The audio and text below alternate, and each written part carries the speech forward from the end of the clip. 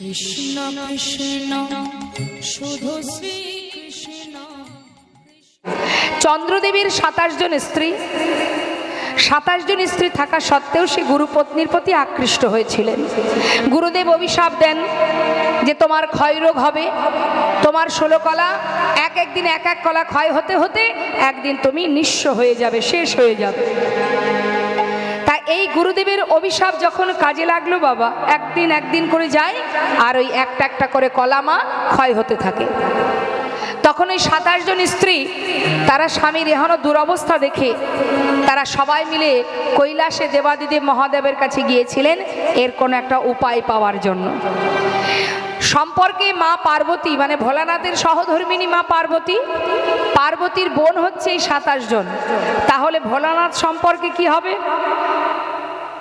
জামাইবাবু কৈলাসে দেবাদিদেব মহাদেব ধ্যানে মগ্ন, নিরজন স্থান পেয়ে মনের সুখে ধ্যান করছে আর 27টি শালি গিয়ে হাজির, চিৎকার করছে জামাইবাবু, ও জামাইবাবু, ও জামাইবাবু। ভোলানাথ মনে মনে ভাবছে কৈলাস পর্বতের মাঝখানে বসে হরিনাম ভজন করছি আমি, এখানেও আমার শান্তি নেই। এত সুন্দর নির্জন স্থান, এই নির্জন জায়গায় বসে বসে ভাবলাম কেউ নেই, কেউ আসবে না, বেশ সাধনায় মগ্ন আমি, সাধনা করতে এত সুন্দর পরিবেশে বসে সাধনা করছি, শান্তি নেই, সেখানেও শান্তি নেই। কারা এসে আবার জামাইবাবু বলে ডাকছে? এত শালি আছে জানতাম না আমি। হ্যাঁ, তা কি বিপদ? নিশ্চয় কোনো বিপদ, যার কারণে শালীরা হাজির হয়েছে। কি হয়েছে বলো? বিপদে পড়েছি, তা তো জানি, তা বিপদটা কি সেটা চটপট বলে দাও। আমার স্বামী, আমাদের স্বামী সে প্রাণে মরতে বসেছে, তাই তোমার কাছে এসেছি, আমাদের একটা উপায় বলে দাও। কি করব এখন? স্বামী যদি মারা যায়, স্বামীকে ছেড়ে আমরা, আমাদের কে রক্ষা করবে? কে নারীত্ব রক্ষা করবে? কে সতীত্বের রক্ষা করবে? কার আশ্রিত হব আমরা? আমাদের উপায় কি হবে? ভোলানাথ বলছে কথাটা তো মন্দ নয়, কিন্তু কথা হচ্ছে স্বামীর একটি কলাও যদি বেঁচে থাকে তাহলে আমার মাথায় যে গঙ্গা আছে এই গঙ্গার মধ্যে রেখে দাও। এই গঙ্গার মধ্যে রেখে দিয়ে তোমরা যে অভিশাপ করেছিল তার কাছে চলে যাও, সেখানে গিয়ে স্বামীর প্রাণ ফিরে পাওয়ার জন্য তার চরণ ধরে কাঁদো, দেখো কোনো উপায় দেয় কিনা। আর আমার মাথায় রেখে দাও কেন? আমার এই যে মাথায় যে গঙ্গা আছে জটার মধ্যে, এই গঙ্গার মধ্যে যদি কাউকে রাখা হয় তার জীবনে যে অভিশাপই থাকুক না কেন কোনো অভিশাপই কাজ করবে না। ভালো কথা, যেটাকে বলা হয় অভিশাপ প্রুফ। যেমন আমাদের শীতের বর্ষার দিনে আমরা রেইনকোট পরি না বাবা? হ্যাঁ, রেইনকোট পরি তো, ওয়াটার প্রুফ, ওটা ভিতরে আমাদের শরীরে জল লাগবে না, তাই তো? যা জল সব বাইরে থেকে বেরিয়ে যাবে। তা ঠিক তদ্রূপ ভোলানাথের মাথায় গঙ্গা আছে, সেটা হচ্ছে অভিশাপ প্রুফ, তার মধ্যে রাখলে আর কোনো সমস্যা নেই।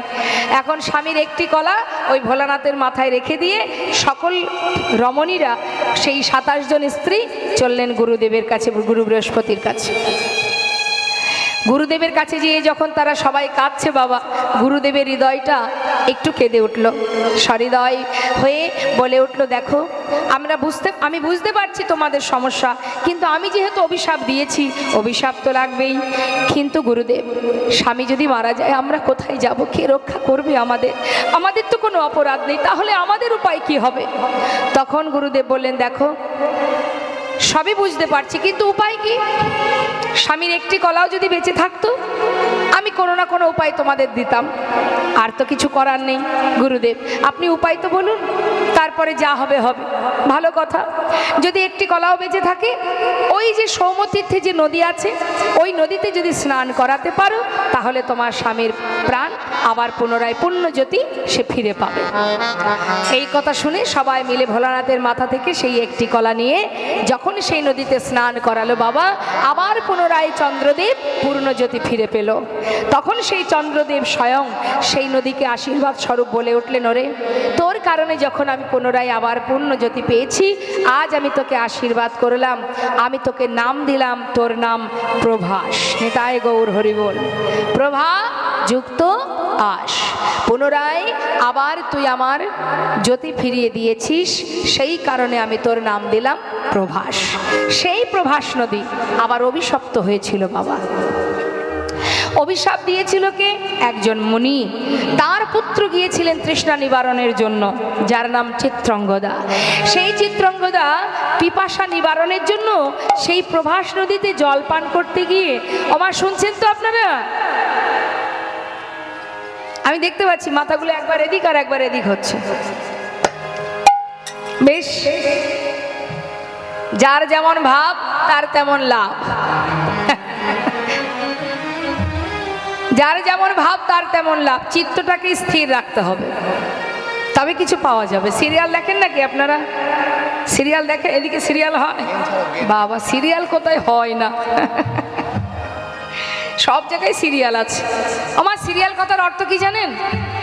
সিরিয়াল সিরিয়াল বলে না বাবা, সিরিয়াল সিরিয়াল মানে যা শেষ নেই, সিরিয়াল বাই সিরিয়াল চলতেই থাকবে। এখন মনে করুন বাবা, সংসার জীবনের একটা শেষ সীমানা আছে, সিরিয়ালের কোনো শেষ সীমানা নেই। কেন নেই? একজন যদি 4টে বিয়ে করে, তা সিরিয়াল শেষ হয়? তা সেটা দেখার জন্য আমরা পাগল হয়ে যাই। হ্যাঁ, কি করে কি হলো? সিরিয়াল দেখলে একটা লাভ হবে, এই লাভটা হবে মা, কি করে 4টে বিয়ে হবে, বিয়ে করা যাবে, সে রাস্তা আপনি খুঁজে পাবেন। আর সিরিয়াল দেখার সময় আমাদের কত মনোযোগ থাকে, তাই না? আমাদের দশ ইন্দ্র ষড়রিপু সব সিরিয়ালের মধ্যে চলে যায়। কেউ যদি হাত ধরে টেনেছে বা কেউ যদি কোনো কথা বলেছে, তাকে 10 কথা শুনতেই হয়। কিন্তু কৃষ্ণ নাম শুনতে বসে শুধু সমালোচনা। কার বাড়ির মেয়ে চলে গেল, কার বাড়ির বউ চলে গেল, কে কতটা উন্নতি করতে পারলো, কার কি হলো না, এই আলোচনা। বিশেষ করে মায়েদের দিকে, বাবাদের দিকে নয়। বাবারা পর সমালোচনায় থাকে না। কি গো মা, গল্প করছেন তো? দেখুন, আমিও কিন্তু প্রচুর গল্প জানি, কিন্তু সময়ের কাজ সময়ে করতে হয়। খাওয়ার সময় খাওয়া, ঘুমানোর সময় ঘুমানো, ভজনের সময় ভজন, শ্রবণের সময় শ্রবণ। স্কুলে গিয়ে পড়াশুনো করতে বসেছেন, মাস্টার ঢুকেছে, আপনাকে বোঝাচ্ছে, আপনি যদি গল্প করেন তাহলে কি মার খেতে হবে তো? ঠিক তদ্রূপ এই যে সুন্দর হরিবাসরটা, এখানে যে আসনটা পাতা আছে, এটা শোনার জন্য, গল্প করার জন্য নয়, তাই তো? ভাগ আছে বাবা। আপনি যখন সেবা করবেন, মাঝপথে যদি কেউ আপনার হাত ধরে টেনে তুলে দেয়, রাগ হবে না? ঘুমাচ্ছেন আপনি, মাঝরাত্রে আপনাকে টেনে তুললো, এই আর ঘুমাতে হবে না, চল খেয়ে আসি, রাগ হবে কি না? তাহলে সব কিছুর একটা নির্দিষ্ট সময় আছে, যেটা যখন করার নিয়ম তখন সেটা করতে হবে। গল্প করার সময় গল্প, কৃষ্ণ নাম শোনার সময় গল্প করা যাবে না, তাহলেই বিপদ। বৈষ্ণব চরণে অপরাধ। আর বৈষ্ণব চরণে অপরাধ করলে একমাত্র বৈষ্ণবই ক্ষমা করতে পারে, স্বয়ং ভগবানও পারে না। নিতাই গৌর হরিবল হরিবল। তাই সাবধান, সাবধান, কথা কেউ বলবেন না, কেমন? তা সেই চিত্রাঙ্গদা জল পান করতে গিয়ে যখন কিনা বাবা সেই নদীর ভিতরে এক কুমির সেই শিশুটাকে জলের মধ্যে টেনে নিয়ে খেয়ে ফেলে, সেই খবর অন্যান্য মুনিপুত্ররা তার পিতার কাছে জানায়। সেই মণিবর সন্তান মারা গেছে শুনে পাগলের ন্যায় সেই নদীর ধারে এসে তাকে অভিশাপ করেছিল, ওরে প্রভাস, তুই এত বড় ক্ষতি করলি, আমার সন্তানকে প্রাণে মেরেছিস, আমি তোকে অভিশাপ দিলাম, তোর বক্ষের জল শুকিয়ে তোর বক্ষের উপরে দিয়ে সকলে জীব হেঁটে যাবে, মল মূত্র ত্যাগ করবে, প্রখর রৌদ্রের তাপে শুকনো হয়ে যাবে তুই। যখন অভিশাপ দিতে শুরু করেছে, তখন স্বয়ং প্রভাস নিজে করজোড়ে বলে উঠলেন, হে মণিবর, আমাকে অভিশাপ দেবেন না, আমার কি অপরাধ? যদি আপনার সন্তান মারা যেয়ে থাকে, সে তো আমার বক্ষে যে কুমির, সে আপনার সন্তানকে প্রাণে মেরেছে, আমার তো কোনো অপরাধ নেই, আপনি আমাকে এত বড় অভিশাপ দেবেন না, আপনি আমাকে মুক্তি দিন, এই বিপদ থেকে, এই অভিশাপ থেকে আমাকে মুক্তি দিন। তখন সেই মণি বলেছিল, তবে শোন, সত্যি তো তোর তো কোনো দোষ নেই, তোর পক্ষে যে কুমির বাস করে সে আমার সন্তানকে মেরেছে, তাই অভিশাপ যখন আমি দিলাম, অভিশাপ তো লাগবেই, তাহলে আমি আশীর্বাদও করে গেলাম, যেদিন তোর এই বক্ষ থেকে জল নিয়ে অনাদি রাধি গোবিন্দ শ্রীমতী রাধারানীর চরণ ধৌত করবে, সেই দিনে তুই মুক্তি পাবিনি। তাই গৌর হরিবল হরিবল। সেই কারণে বাবা প্রভাস নদীর অভিশাপ থেকে মুক্তি দেবার জন্যই ওই প্রভাস নদীর তীরে প্রভু যজ্ঞ করেছিলেন। শুধু এটাই কারণ নয় মা, কারণ আরো অনেক ছিল। কুরুক্ষেত্রের যুদ্ধের পর হস্তিনাপুরে রাজা হয়েছিল ধর্মরাজ যুধিষ্ঠির। ধর্মরাজ যুধিষ্ঠির যখন রাজা হয় বাবা, ভগবান কৃষ্ণচন্দ্র তিনি রথের উপরে বসে কুন্তী পিসিমাকে ডাকছে, পিসিমা, ও পিসিমা, এদিকে এসো। দেখো পিসিমা, সারা জীবন তুমি অনেক কষ্ট করেছো। তোমার 5 পুত্রকে নিয়ে তুমি বনে বনে জীবনে কাটিয়েছো। এত কষ্টের পর জীবনে এত লড়াই, এত যুদ্ধ, সব কিছু অতিক্রম করে আজ তুমি জয়ী। তোমার পুত্র হস্তিনাপুরের রাজা, তুমি রাজমাতা হয়েছ পিসিমা। জীবনের সকল দুঃখ কষ্ট যন্ত্রণা তোমার দূর হয়ে গেছে পিসিমা। তাই এবার আমাকে বিদায় দাও, আমি চলে যাই। কুন্তী পিসিমা দাঁড়িয়ে মনে মনে চিন্তা করছে, মা, কৃষ্ণ যখনই আমাকে ছেড়ে ঘরে যায়, যাবার সময় বলে, পিসিমা আমি আসি, কিন্তু আজ বলছে আমি যাই। তার মানে যাই কথার অর্থ কি? বাড়ির কোনো ব্যক্তি যদি বেরোনোর সময় মুখে ভুল করে বলে আমি যাই, দেখবেন গুরুজনরা বলে যাই কথাটা বলিস না, বল আসি। তার মানে যাই কথার অর্থ চলে গেলে আর আসবে না। সব জায়গায় আসি বলবেন বাবা, ডাক্তারখানায় গিয়ে যেন কখনো বলবেন না ডাক্তারবাবু আসি। বল তাহলে আবার যেতে হবে। থামা। কুন্তী পিসিমা দাঁড়িয়ে আছে। কৃষ্ণ বলে উঠলেন, পিসিমা যাওয়ার সময় তোমায় বর দিয়ে যাব, বলো তুমি কি বর চাও। কুন্তী পিসিমা মনে মনে চিন্তা করলেন, কৃষ্ণ যখন চলেই যাচ্ছে, তাকে ধরার মতো ভজন তো আর আমার নেই, তাকে ধরে রাখার ক্ষমতা আমার নেই। তবে যখন আমাকে বর দেবে তবে তাই হোক। কৃষ্ণ বলো পিসিমা, তুমি আমায় বর দেবে? হ্যাঁ, এত আনন্দ এত সুখ তোমার জীবনে, তুমি রাজমাতা, রাজ সুখ পেয়েছো পিসিমা। আজ যাওয়ার আগে বর দিয়ে যাব, বলো তুমি কি বর চাও। কৃষ্ণ যদি বর দিতেই চাও তবে দিয়ে যাও। কৃষ্ণ যতদিন আমার দুঃখ ছিল, যতদিন আমার 5 পুত্র বনে বনে কাটিয়েছিল, যতদিনই জঙ্গলে দিনের পর দিন কষ্ট পেয়েছিল, ততদিন তুমি আমার পুত্রের সঙ্গে ছিলে। 5 পুত্রের সাথে বন্ধুর মতো ছিলে। আজ সমস্ত দুঃখের অবসান ঘটে গেছে। তাই কৃষ্ণ তুমি আজ আমাদের ছেড়ে চলে যাচ্ছ, তবে দাও কৃষ্ণ, বর দিয়ে যাও। কি বর চাইলেন মা? কুন্তী পিসিমা এত কষ্টের পর ছেলে হস্তিনাপুরের রাজা, তারপরে আবারও দুঃখ চাইলেন। কৃষ্ণ যদি বর দেবে তবে এই বর দিয়ে যাও।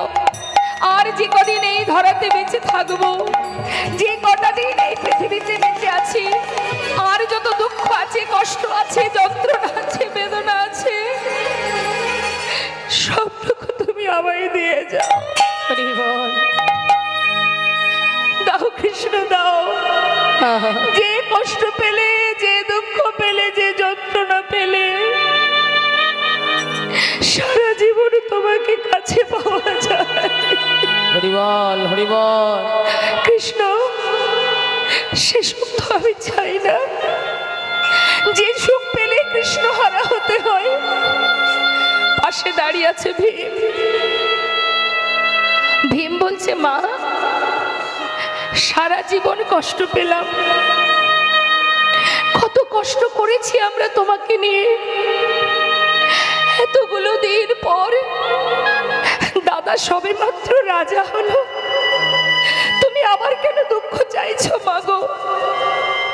তোমার কি দুঃখ পেয়ে স্বাদ মেটেনি? মা বলে উঠলেন, ওরে ভীম, দুঃখ ছিল বলেই তো কৃষ্ণ আমাদের সঙ্গে ছিল। আজ দুঃখের অবসান ঘটেছে, তাই কৃষ্ণ চলে যাচ্ছে। বল বাবা, একটিবার বল, হাজার দুঃখ পেয়ে কৃষ্ণকে নিজেদের কাছে রাখা ভালো, নাকি সোনার সিংহাসনে পেয়ে কৃষ্ণকে হারানো ভালো?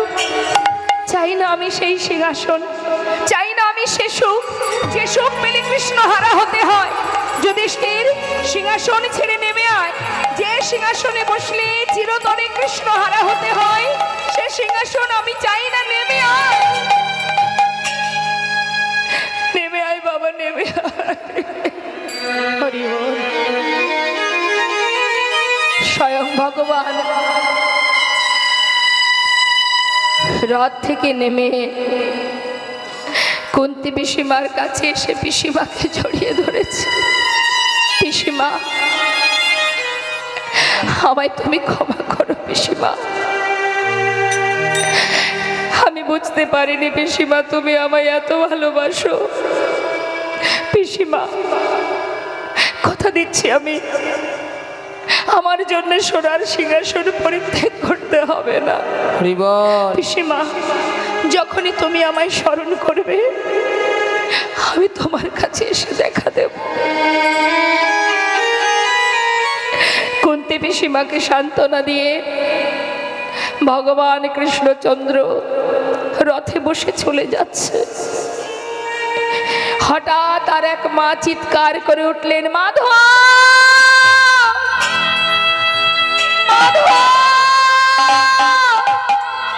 একটু দাঁড়াও মাধব, একটু দাঁড়াও, একটিবার চেয়ে দেখো আমি কে। চিনতে পারছো তুমি? ভালো করে চেয়ে দেখো আমি কে। এক নয়, দুই নয়, শত কোটি সন্তান, শত সন্তানের প্রাণ হারিয়েছি, শত পুত্র আমায় ছেড়ে চলে গেছে। চেয়ে দেখো আমার পানে, ভালো করে চেয়ে দেখো মাধব। একটা নয়, দুটো নয়, শত পুত্র হারা জননী আমি। শুনে রাখো মাধব, আজ তোমার জন্য এখনো অবস্থা আমার। সন্তান হারা জননী আমি, পাগলের ন্যায় পথে পথে ঘুরছি আমি। মাধব, তোমার জন্য আজ আমি সন্তান হারা হয়েছি। বংশে একটি বাতি দেওয়ার মতো পুত্র তুমি রাখনি। শোনো মাধব, আজ আমি তোমায় অভিশাপ দেব। তুমি যদি না চাইতে এই যুদ্ধ হতো না। তুমি যদি না চাইতে আজ আমি সন্তান হারা হতাম না। মাধব, আমি তোমায় অভিশাপ দিলাম, আমি তোমার অভিশাপ দিলাম। যেমন তুমি আমার কুরু বংশ ধ্বংস করেছো, তেমন তোমার যদু বংশ ধ্বংস হয়ে যাবে। একটা দ্বীপও বেঁচে থাকবে না। আরো বলি শোনো, তোমারও মৃত্যু হবে। নিম্ন বৃক্ষের ডালে তুমি বসে থাকবে, বেদের হাতে তোমার মৃত্যু হবে। আমি সুবল কন্যা, অভিশাপ ব্যর্থ হবে না। সমস্ত রাজসভার প্রত্যেকে এসে মাতা গান্ধারীকে জড়িয়ে ধরে বলছে, মা হরিবল, হরিবল, তুমি অভিশাপ ফিরিয়ে নাও। মা, এই অভিশাপ করো না, অভিশাপ ফিরিয়ে নাও। ভগবান কৃষ্ণচন্দ্র বললেন, শান্ত হও। মা তো কোনো ভুল কিছু বলেনি, ঠিকই তো বলেছে। তোমরা কেউ বাধা দিও না। শুনে রাখো, কুরুক্ষেত্রের যুদ্ধে জয়ের আনন্দ যেমন আমি পেয়েছি, তেমনি পরাজয়ের যন্ত্রণাগুলো আমি পেয়েছি। সকল মায়ের আশীর্বাদ যেমন আমি পেয়েছি, তেমন সকল মায়ের অভিশাপও আমি মাথায় নিতে চাই। তোমরা বাধা দিও না। ছুটে এসে মাতা গান্ধারীর কাছে এসে করজোড়ে বলে উঠলেন, মা, মাগো, তোমার কথাই সত্য হবে মা। আমি তোমার এই কথা শিরোধার্য করলাম। ধ্বংস হবে মা, তোমার বাক্যই সত্য হবে। বাবা, সেই 56 কোটি যদুবংশ মা, তারা শিশুকাল পার করে যখন পরিপূর্ণ যৌবন বয়স হলো তাদের, তখন তারা গুরুজনকে সম্মান করে না, শ্রদ্ধা ভক্তি করে না। এতটাই উদ্ধত ছিল, এতটাই দুষ্ট ছিল সেই 56 কোটি যদুবংশের সন্তান। আর সেই সন্তানেদের মধ্যে একটি সন্তান ছিল অনেকটা মেয়েদের মতো দেখতে, যার নাম ছিল শাম্ভ। মেয়েদের মতো দেখতে বলে তার শরীরে একটি কাপড় পরিয়ে পেটের উপরে একটা কড়া বেঁধে জঙ্গলে মুনি ঋষিদের কাছে নিয়ে গিয়ে জিজ্ঞাসা করছে, ও ঋষিবর, ও মুনিবর, তোমরা বলতে পারো এর গর্ভে কে জন্ম নেবে? এখন যুগ যুগ ধরে সাধনা করছে যারা বাবা, তাদের কিছু কি জানতে বাকি থাকে মা? বলে উঠলেন, বালক, তোমরা এইভাবে বারবার বিরক্ত করো না, তোমরা ঘরে ফিরে যাও। কিন্তু কোনো কথাই শুনছে না। কেন যাব? যুগ যুগ ধরে সাধনা করছো, তোমরা বলতে পারবে না এর গর্ভে কে জন্ম নেবে, নারী না পুরুষ? বারবার বিরক্ত করছে বলে তখন সেই মুনি ঋষি বলে উঠলেন, তবে শোন, এর গর্ভে যে জন্মগ্রহণ করবে তাকে দিয়েই তোদের এই 56 কোটি যদুবংশ ধ্বংস হয়ে যাবে। তারা এই কথা শুনে ঘরে চলে গেল। দেখতে দেখতে সেই যে পেটে কড়াটা বেঁধেছিল বাবা, সেটা ফাল হয়ে প্রসবিত হলো। সেই ফাল নিয়ে যখন ভগবানের কাছে গেল, ভগবান দেখেই চিনতে পারলেন। তিনি সব কথা তার মনে পড়ে গেল। তিনি বলে উঠলেন, বালক, এক কাজ করো, এই ফালটা নিয়ে প্রভাস নদীর তীরে যে পাথর আছে, ওই পাথরে এটাকে ঘষে ঘষে শেষ করে দাও। সমস্ত বালকরা ছুটে গেল প্রভাস নদীর তীরে। সেখানে যে পাথর, সেই পাথরে ফালটা ঘষতে শুরু করলো। যত ঘষছে তত ফেনা বাহির হচ্ছে, আর ওই ফেনাগুলো সব নদীর ধার দিয়ে দিয়ে যাচ্ছে। একটা করে নল খাগড়ার গাছ তৈরি হচ্ছে, ওই ফেনা দিয়ে নল খাগড়ার গাছ তৈরি হচ্ছে। এইভাবে ঘষতে ঘষতে যখন বাবার এতটুকু বাকি আছে, তখন মনে মনে চিন্তা করছে ছোট ছোট বালকরা যে এইগুলো এটুকু দিয়ে আর কি বা হবে, তাই সেটাকে তারা জলের মধ্যে ফেলে দিল। আর জলের মধ্যে যখন ফালটা ফেলে দিয়েছে, ওই জলের ভিতরে ছিল একটি মাছ, রাঘব বোয়াল। সে কি করেছে, সেই ফালটাকে গিলে ফেলেছে। এদিকে ধীবরেরা মাছ ধরতে গিয়ে সেই জালের মধ্যে মাছটাকে পেয়েছে। তীরে তুলে সেটাকে কর্তন করা মাত্রই পেটের থেকে ফালটা আবার বাইরে বেরিয়ে এসেছে। সেই ফালটা নিয়ে ধীবরেরা কি করবে? ধীবরেরা সেই ফালটা নিয়ে জঙ্গলের মধ্যে ফেলে দিল। আর সেই ফালটা কুড়িয়ে পেল জরা নামের এক ব্যাগ। এই জরাকে মা, এ হচ্ছে বালিপুত্র অঙ্গদ। যখন প্রভু রামচন্দ্র মা সীতাকে উদ্ধার করার জন্য বালিকে পিছন থেকে তীর মেরে হত্যা করেছিল, তখন অঙ্গদ জানতো না যে তার পিতাকে কে হত্যা করেছে। কিন্তু অঙ্গদ প্রভু রামচন্দ্রকে বিভিন্নভাবে সহযোগিতা করেছিলেন মা সীতাকে উদ্ধার করার জন্য। তাই প্রভু রামচন্দ্র খুশি হয়ে বলেছিল, অঙ্গদ, তুমি যেভাবে আমাকে সহযোগিতা করেছো, তোমার সেবায় আমি খুশি, তাই আমি তোমাকে বর দিয়ে যাব। বলো তুমি কি বর চাও? তখন সেই অঙ্গদ বলেছিল, দয়াময়, যদি তুমি বর দেবে তবে এই বর দাও যে আমার পিতাকে বিনা যুদ্ধে বিনা কারণে পিছন থেকে তীর মেরে হত্যা করেছিল, আমিও সেই ব্যক্তিকে তীর মেরে হত্যা করতে চাইনি। তাই গৌর হরি বল। ভগবান বললেন তথাস্তু, তোমার মনোবাঞ্ছা পূর্ণ হবে। সেই অঙ্গদি কিন্তু বাবা এই দাপর যুগে জরা নামের ব্যাধ। সে তো পাখি ধরতো বাবা, এখন ওই জঙ্গলের মধ্যে ফালটা পেয়ে মনের আনন্দে তীরের আগায় বিঁধে রেখেছে। কেন? তাহলে পাখি মারতে আরো ভালো হবে। সেই ফাল দিয়েই কিন্তু